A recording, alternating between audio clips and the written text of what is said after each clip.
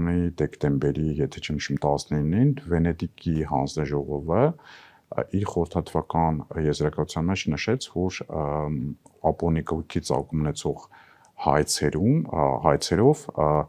ապօրինի ծագման որպես փաստը առաջինը պետք է ապացուցվի հայցվորի կողմից, այսինքն դատախազության կողմից։ Այն նոր դրանից հետո փոխանցվի պատասխանող կողմին։ Կարծես պրակտիկայում պատասխանողի վրա է դրվում։ Այո, ապացուցի հակառակը, որ այդ ապօրինի ծագում ունեցող ենթադրյալ ապօրինի ծագում ունեցող գույքը ապօրինի չէ։ Սակայն քանի որ այդ ներկայացված հայցադիմները որպես այդպեսին ամբողջական չեն ապացույցների տեսանկյունից, հետևաբար ստիպված մասնավոր անձ, այսինքն պատասխանողը ստիպված հակառակ ապացուցելու համար ստիպված է լինում այդ ապացույցները ինքնուրույն որպես մասնավոր անձ հավաքագրել,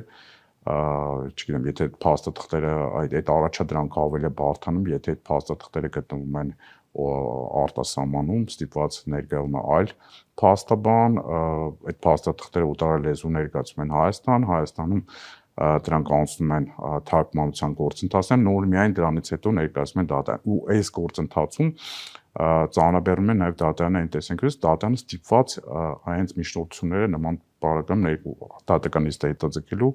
բավարարում է, որպեսզի հնարավորություն ընձեռվի պատասխանող կողմի ներկայացնելու այս ապացույցները։